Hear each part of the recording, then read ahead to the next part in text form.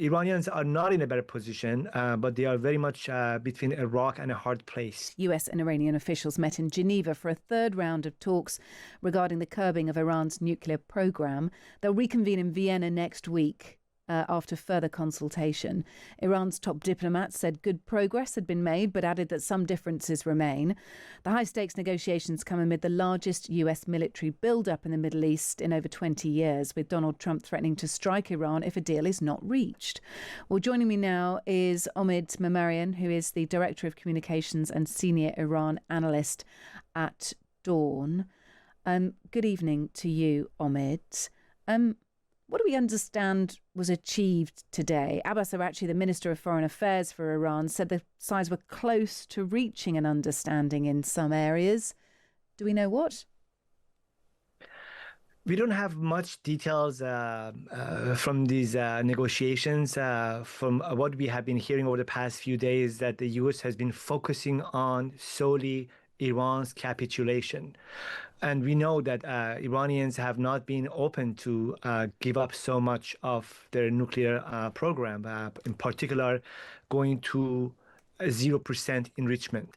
The perception is that there's not much time for Iranians to decide, and there's not much time for President Trump to whether launch a military attack or accept Iranians' deal. If you remember, last year, it was between one of these rounds of negotiations, after 4 or 5 rounds of negotiations, when Iranians expected to meet Americans in Amman. A few days after, Israel attacked Iran. So the attack, the 12-day war, happened at the midst of these negotiations. So now we have a situation again that Iran's foreign minister said that there would be another round of negotiations next week, and they have got to a better point than last times, and the negotiations have been very constructive. But we have to hear from the American side and see what Witkoff and Kushner have communicated with President Trump, and whether that's enough for them, because President Trump wants a very clear win when it comes to Iran's negotiating with Iranians, and we don't know whether they have got this from them, or they might see a path to get there, or enough is enough for them. Yeah, I mean, we've got Oman saying significant progress in the talks, but Brevit. I mean, let's talk about the speed of this.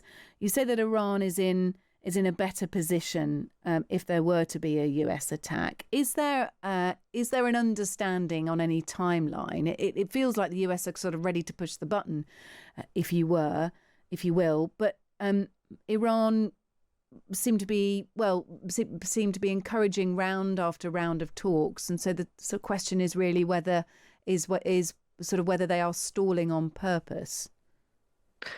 Iranians have been focusing on micro compromises. They need to go towards a macro compromise. Iranians are not in a better position, but they are very much between a rock and a hard place.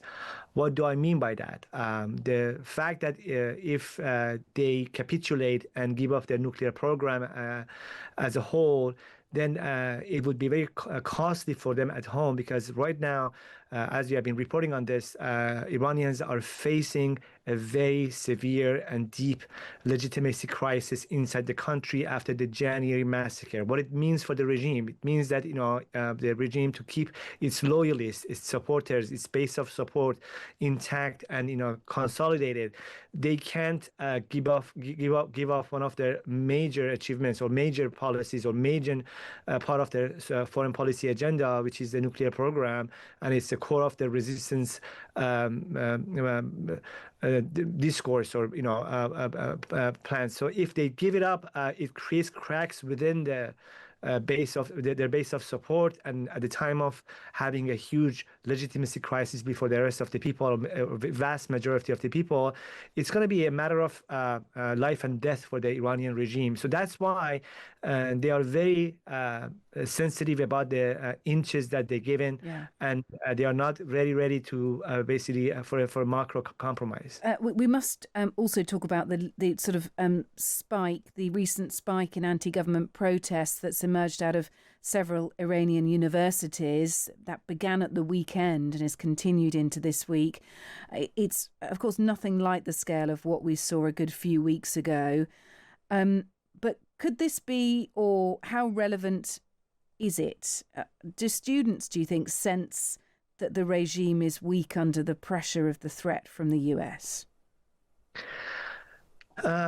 I think this is a major development. It's very courageous to come to appear on campuses and protest against the regime and say and chant down to the dictator. And why is that? Because we had a massacre in Iran in January, and within 2 days, the government killed thousands of people. 7,000 people killed in total. Exactly. And for that, the idea behind any severe crackdown is to silence the streets for a long period of time. And the fact that 1 month after, students go on campuses and chant down to the dictator and ask for the regime change or change in the government, it shows that it's not about the policy disputes. It's not about economy. The grievances have become more intensified.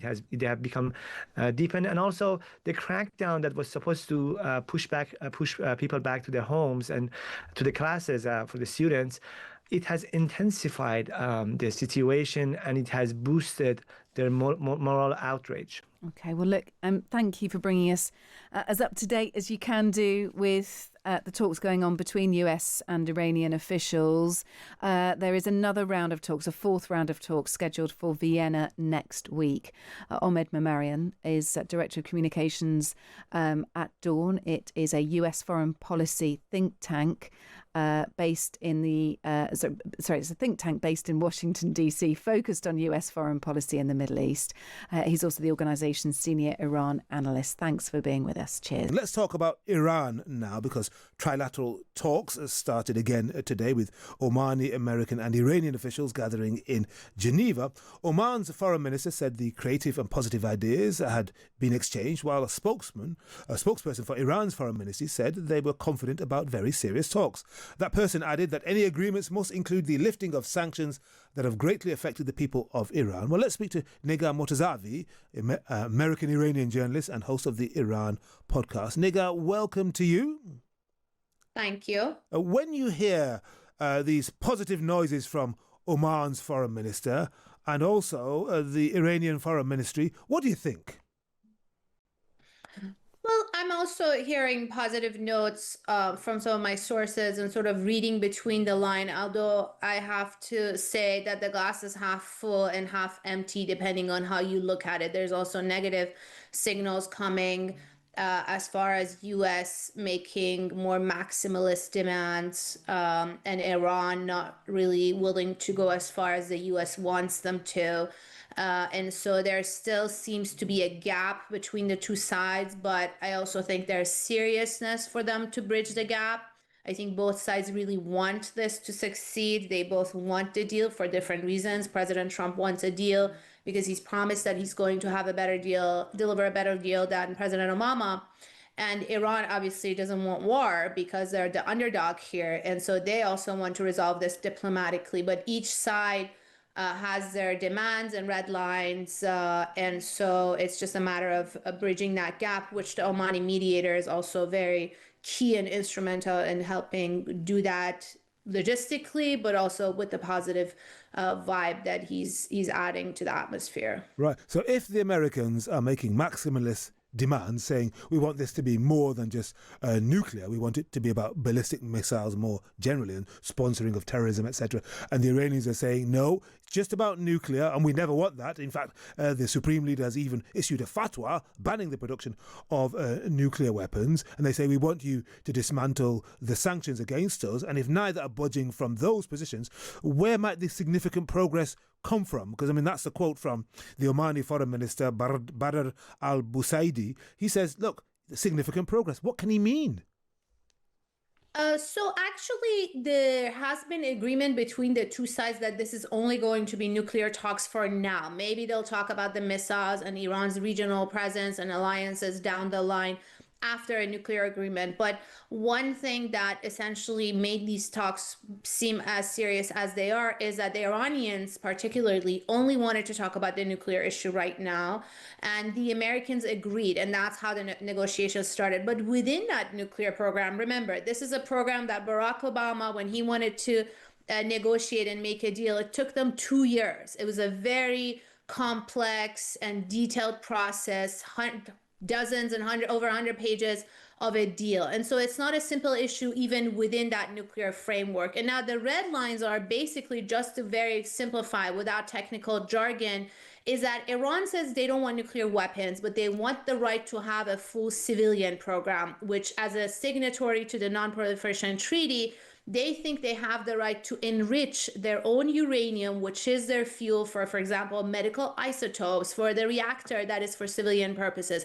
The US is telling them, the maximalist demand is that no, you can't have this full civilian program. You should have no enrichment or very minimal enrichment. That's the maximalist demand. And I think that's exactly the gap where the two sides are trying to hammer out and sort of meet somewhere halfway. What percentage, very technical, what percentage of enrichment, how often should they stop it? Can they continue?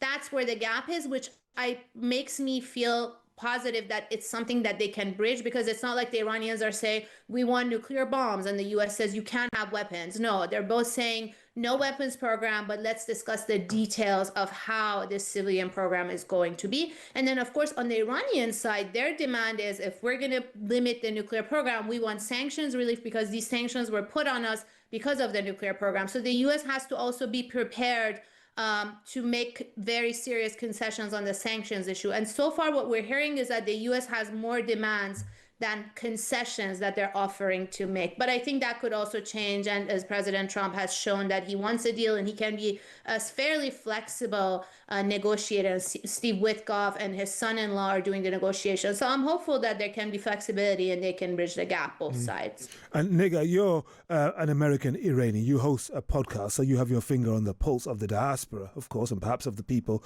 back home. We've seen Iranians taking to the streets again at great personal risk. What do you think they want to see from these negotiations? Because Donald Trump did say last month, you know, if these guys in Tehran attack you, if they kill you, I'm going to blow them up, essentially. And of course, well, he then held back and then said, we're going to negotiate. What do you think they want? Yes, absolutely. So the president said the U.S. is locked and loaded and help is on the way. He even encouraged Iranians to go and occupy their institutions, and that help didn't come. And thousands of people were killed on the street, were met with a deadly crackdown by the system. Now, as far as what Iranians want, it depends on who you ask. You know, nobody can sit here, me and no one else, and claim to say what Iranians want on behalf of all Iranians, because there's a divergence of views. There are Iranians among the protesters and the diaspora inside the country who have really radical opposition and resentment of the system. They want the entirety of the regime gone. They're okay with foreign intervention or foreign attack in any form and shape, the help coming from the United States, which they assumed is going to be in the form of military attacks, the US locked and loaded. There are also Iranians who are on the other extreme, supporters of the system, supporters of the regime. They came out to the street when the regime called for protests, for pro-government protests to counter.